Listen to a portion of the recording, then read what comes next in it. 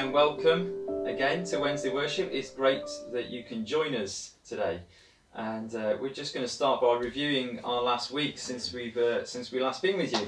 It's been another good week, hasn't it, Elliot? Yes, yeah, we've had the second part of our SPSJ Kids. For this, we asked people to send in those rainbow pictures that we've been seeing to encourage key workers around Windows. If you've been outside at all, you'll see this all over the place.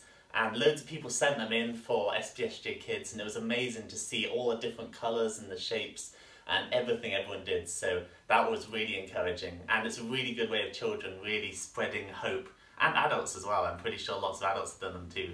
We're thinking of doing one for our window as well, actually. Yeah, definitely. And I've got to be honest as well, for like our one walk of the day where we're allowed to just get out and try and have a bit of normality, and you know, it's a definite favourite of our little boy where we play kind of count the rainbows in the windows as well. Wow, so yes. it gives us something to do as we're out and about, which is nice, and a bit of normality, as I say, in these strange times. So yeah, so if you haven't done one yet, do get those rainbows up in your windows. Yeah, it's amazing to see everyone come together like that and just really fill their windows with stuff, so that we can't like see each other, but we have all this like community hope around, more so than you usually have when everything's better. We have all this hope that's being expressed in all the windows, and it's quite amazing, really. Such a change from sort of like negativity. We got like hope being expressed all over the place. Yeah, and especially when you tie that in with that obviously original meaning of the rainbow from Genesis, that it's this promise from God. Yeah, you know. yeah. And we need that kind of hope, don't we, at the moment? Yeah, if you haven't checked out, definitely. If you haven't checked out the SPSJ Kids, by the way, it's the second part of the story of Gideon. It's there on catch up for you to watch on our Facebook and YouTube channels. And there's too much dancing going on for my liking, and we may come to regret that one day, Elliot. But do check it out if you haven't yet with your kids and grandkids. You get to see Andy doing some dancing too, which is great. That's definitely a different person, I'm sure. It's not me. I think it's his twin. There we go. Yeah. That one I never mentioned before. That's the one. Yeah. And then of course we had Palm Sunday, and it was sad not to be able to join together for what is usually a wonderful celebration. But I really enjoyed being able just to get online with our church and chat to each other, at least, and you know that we were all there singing together in our different homes, and it was just wonderful to be able to do that, and I'm so grateful that we can do that at this time. Yeah, people had their those palm crosses, and people had them at home, and they were apparently waving them while they were singing. People were putting them on their doors, and there was also Palm Sunday wreaths as well, and again, like ways that we're expressing hope. And I think people had crosses.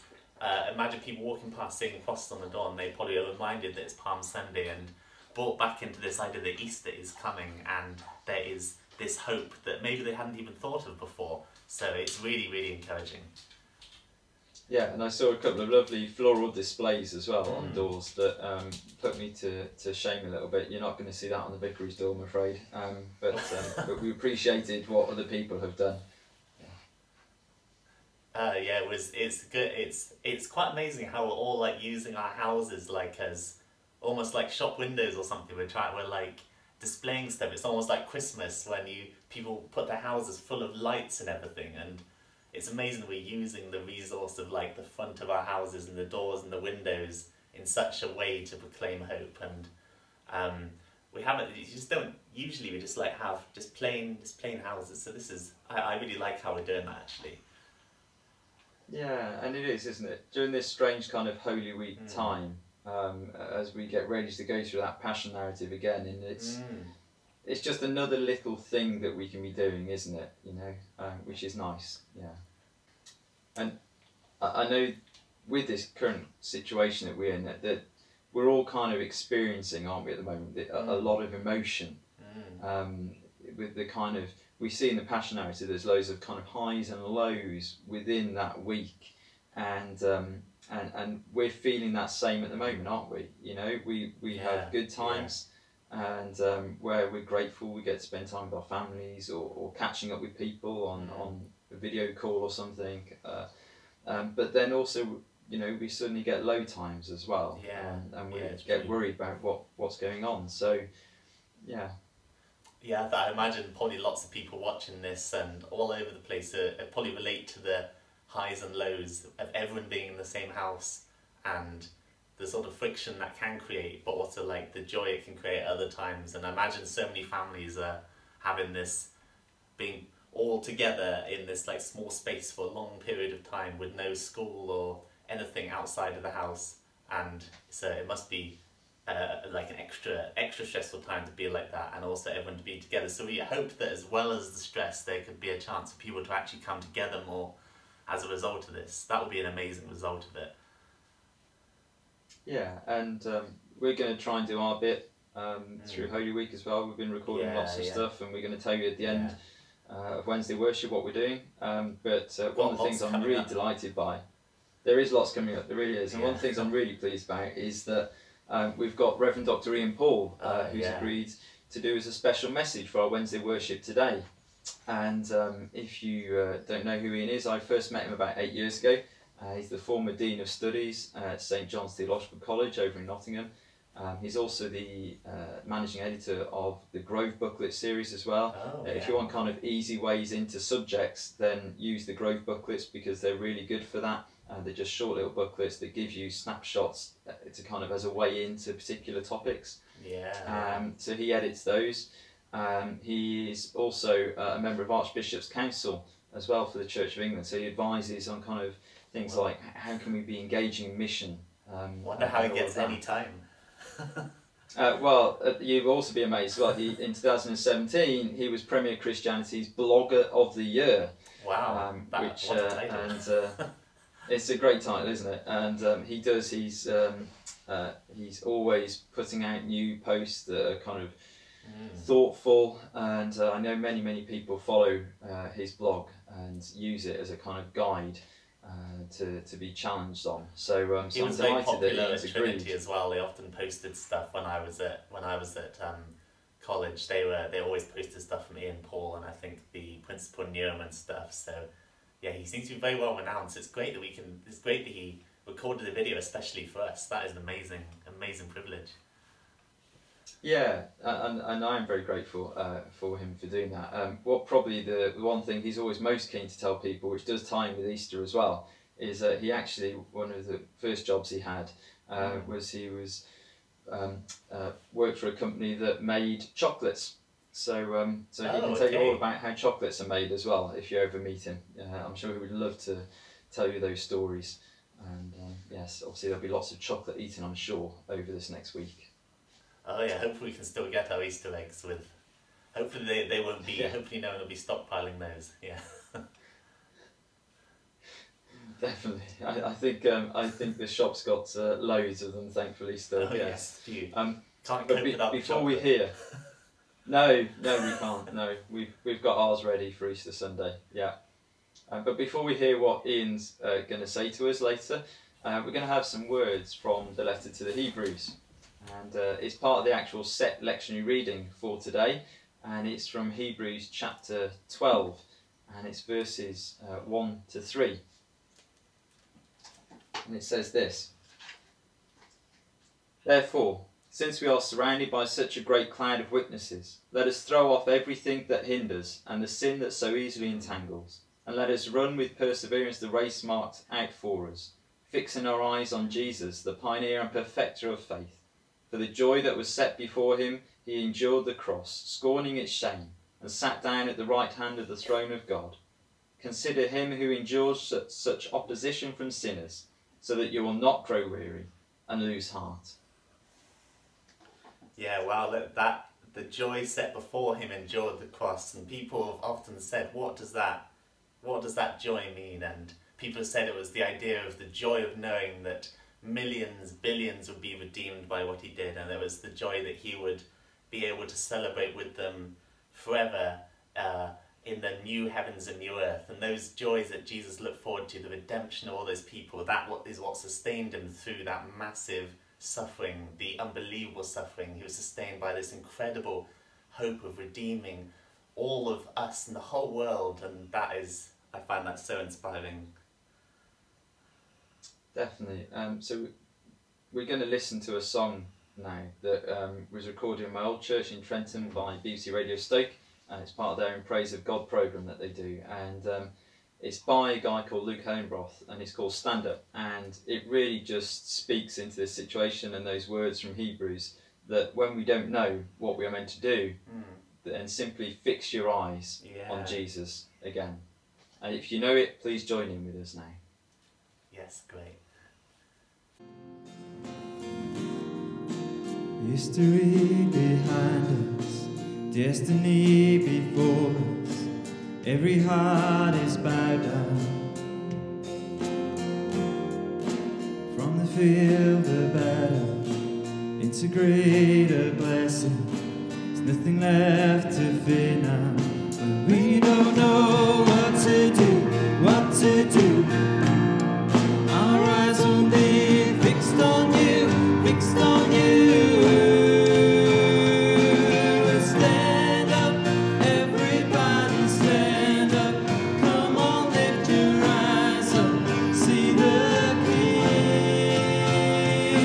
And our God, such a mighty fortress, you are with us for us, Jesus our King.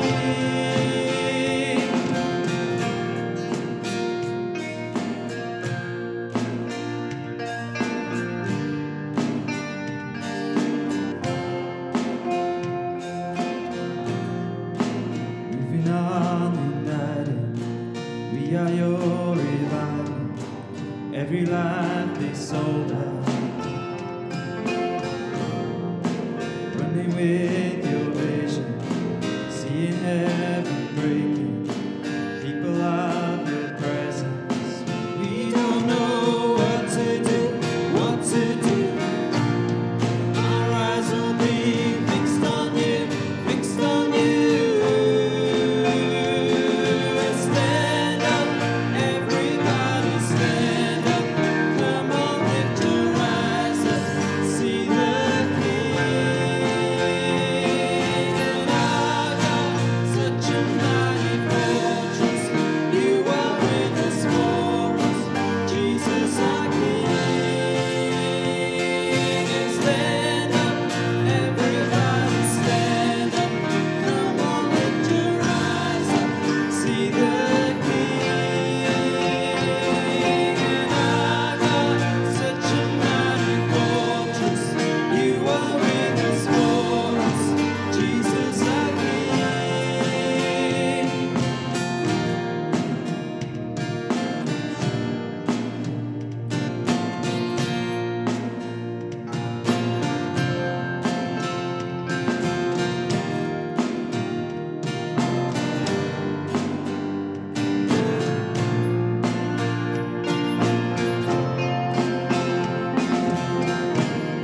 Our faith is in you. Battle is yours. Battle is yours. Our faith is in you. Battle is yours. Battle is yours. Our faith is in you. Battle is yours. Battle is yours. Our faith is in you.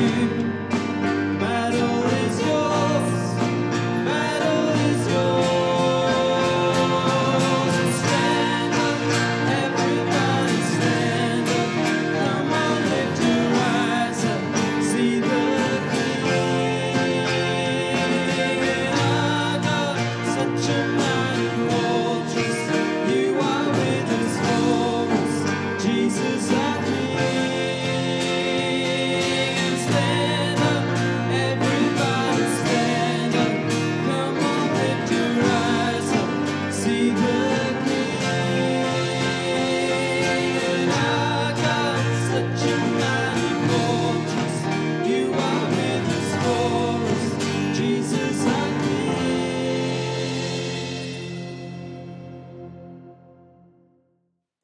Have you ever found yourself in a tight spot? I mean, literally a tight spot. I did quite a few years ago. I was working in business, and was on a training program where we had to go potholing, or some crazy idea that doing something extreme outside would help us become better managers for some reason. And we went potholing down this cave and along a tunnel, and there was a certain point in the tunnel where the rocks became very close together. And to get through, you had to squeeze through the gap, and you could feel the rocks. I can still remember it really clearly, the rocks pressing on my chest and on my back. In fact, the place in Yorkshire is called the Cheese Press, and it's quite well known. But the worst thing of it was that as you were aware of the space closing in around you, and as you could feel the rocks narrowing and pressing on you, the natural reaction was to take a breath in. And of course, the moment you did that, then the rocks pressed either side even further on you, and it really had you in its grip. And the only way out of the tight space was to breathe out and to relax, and then you'd actually be able to get through the space. I think a lot of us are feeling as though we're in quite a tight spot at the moment. People feel constricted and confined by the disciplines of social isolation that the whole coronavirus has brought on us. I can look out the window and see the beautiful sunshine, but I know a lot of us are not able to actually go outside and enjoy the outdoor spaces and enjoy doing the things that we used to do. We feel cut off from friends and from family, and that has a sense of being in a tight spot, being constricted, not being able to see the people that we want to see. I know people who are in work and working from home, they feel rather constricted and constrained. They're kind of tied to their computer screens all day long. Somebody who was going to come to our church meeting in this evening said, "Oh no, I spent all my day in front of a computer screen. I've got to go and do something different." But other people are not able to continue working, and they feel in a tight spot in terms of what the future will mean for them in their work. And of course, ultimately, the thing that's driving all of this concern is the tight spot we're in when we're confronted with sickness and with death. And I've got a number of friends who've caught the coronavirus, and one or two are really quite seriously ill. And of course, Boris Johnson is in intensive care as I speak. Reflecting on all this, and as I've been reading the stories about Jesus and the journey, his journey through Holy Week this Easter, I've been very struck by the way that Jesus himself actually puts himself into a tight spot. There's a sense in which the first part of the Gospels tell all about his ministry in the north of the country, in Galilee, in the wide open spaces. The crowds are able to come to him. He teaches out in the open air, in the fields, on the mountains and by the lake. And the crowds are around, gathering round.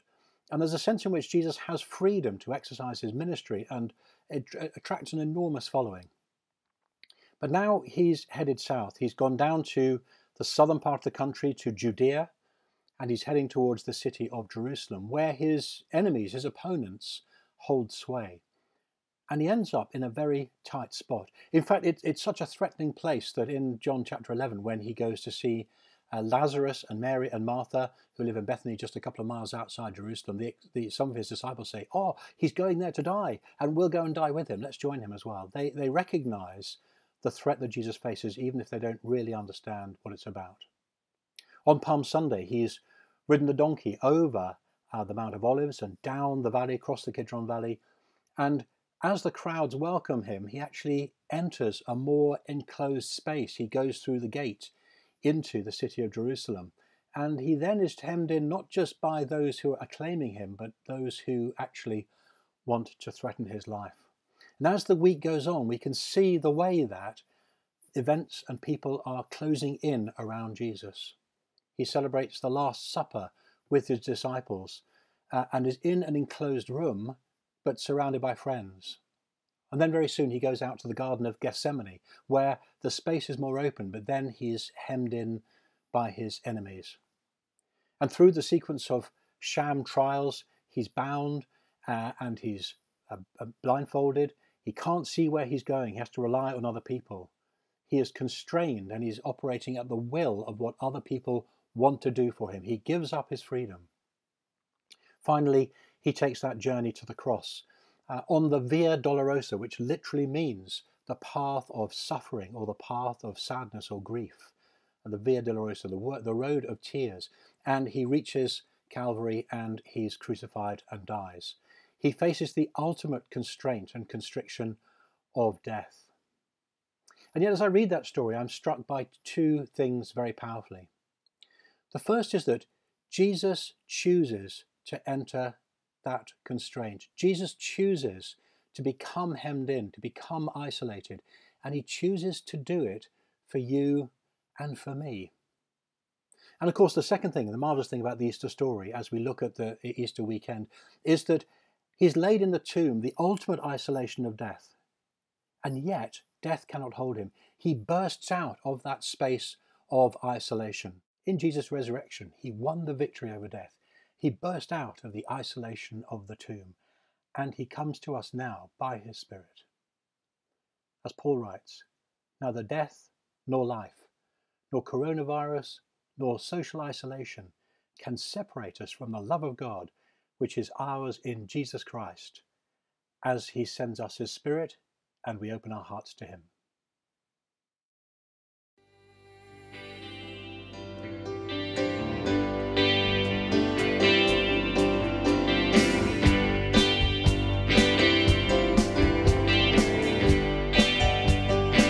Praise is rising. Praise is rising. Eyes are turning to you. We turn to you. Hope is stirring. Hearts are yearning for you. We are for you. When we see you, we find strength to face today. In your presence, all our fears are washed away, washed away. Hosanna, Hosanna. You are the God who saves us. You're worthy of all our praise. Hosanna, Hosanna. Come have your way among us. We welcome you here, Lord Jesus. Hear the sound of hearts returning to you. We turn to you. In your kingdom, broken lives are made new. You make all things new. 'Cause when we see you, we find strength to face the day. In your presence, all our fears are washed away, washed away. Hosanna, Hosanna. You are the God who saves us. You're worthy of all our praises. Hosanna, Hosanna. Come have your way among us. We welcome you here, Lord Jesus. Hear the sound of hearts returning. Hear the sound of hearts returning to you. We turn to you. In your kingdom, broken lives are made new. You make all things new. 'Cause when we see you, we find strength to face today. 'Cause in your presence, all our fears are washed away, washed away. Hosanna, Hosanna. You are the God who saves us.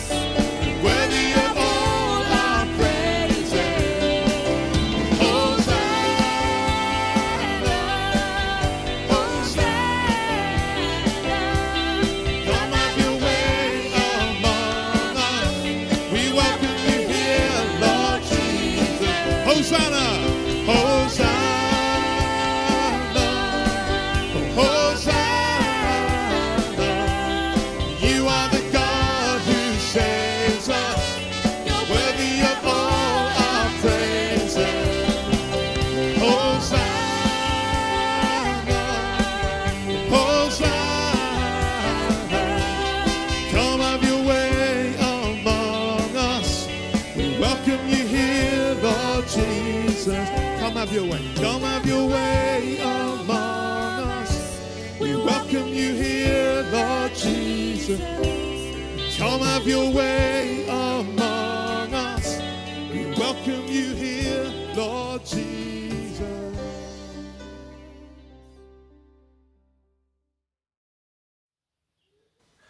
Yes, so after those wonderful songs together, and after that amazing message by Ian, which is so encouraging, we've had more. We know that God is moving in this time. We know that He is doing stuff amongst us, and He is inspiring great courage and helpfulness and resourcefulness by all sorts of people. One amazing story that Lynn Stokes, who goes to St James, told us is her son at Malvern College, who is the I think one of the really involved in the design and technology department. I think he might be the head of that department, and he apparently, while people are not at school, while he's not able to do the normal design and technology, he's been using the laser cutter to make face shields because we've got such a shortage and we need so many at the moment. And he's been doing it. Apparently it takes 15 minutes for him to put it all together. He's using those skills he usually puts into teaching to make those masks, and that is incredible. And he's really doing his bit. It's almost like it was in the Second World War or something, because you've got all these different people just doing all the bits they can. And so that was really encouraging. So we really want to just praise you, Darren Stokes, for doing such amazing work there, and all the people who are really putting themselves out there and using their skills to make lives better for other people. That is so encouraging. So we really wanted to share that. Yeah, thanks, Elliot. It is amazing, isn't it, just to see people like Darren all over our country who are using their skills, as you say, to just get those much needed materials to the front line, to those who are needing them against in this fight, you know. And I'm always reminded that the Bible is clear that God gives us all the gifts we need to get done what we need to.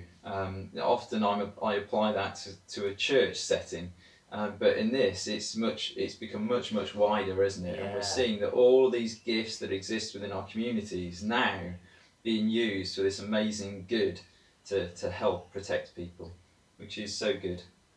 And it's, I think, gifts that weren't always valued as much before are actually coming to the forefront and being the ones that are the most significant. And that sounds very biblical indeed, doesn't it? The people who were valued least are now the centre of everything that's going on, which is, so we've seen just how everyone's gifts are so needed. Yeah, definitely. Yeah.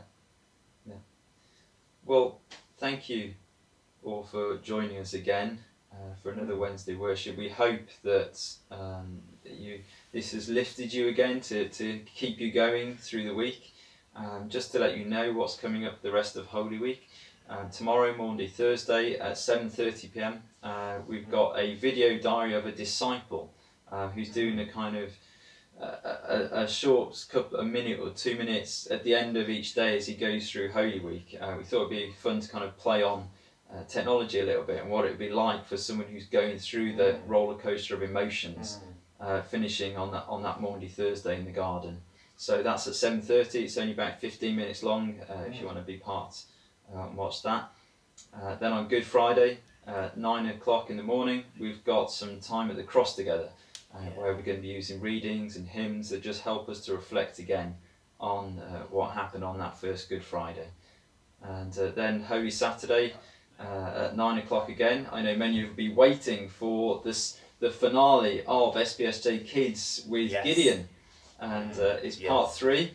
And there's not as much dancing, I don't think, I'm afraid, but do watch that to see what happens in the end. Does Gideon win the battle? I won't spoil the ending for you. But it's quite appropriate, isn't it, that we're doing that, and that's kind of finale has fallen on the Easter weekend, because then on Easter Sunday at 9:30 we've got our big Easter celebration where Jesus wins the biggest battle of all, and we're going to be celebrating that together with more songs than we would normally have in our service, and we're also going to have an agape feast as well, because we can't be together to celebrate communion. So we're going to do this as an alternative to communion, and just reminding us of what Jesus has done and celebrating that together. And I'm really looking forward to that time together as well. Yeah, please join us because it'll be an amazing, wonderful time and something unlike maybe any of us have ever done before, so it'll be so special. Yeah, and please do keep sending in any stories of hope that you're hearing. Do keep sending us your messages. We love reading them, and it's a real encouragement to us as well as we keep trying to figure out how we minister during these difficult times as well. So I hope you have a wonderful Easter, Yes. everyone who's watching this, and we will see you again soon. Yes, thanks for joining us.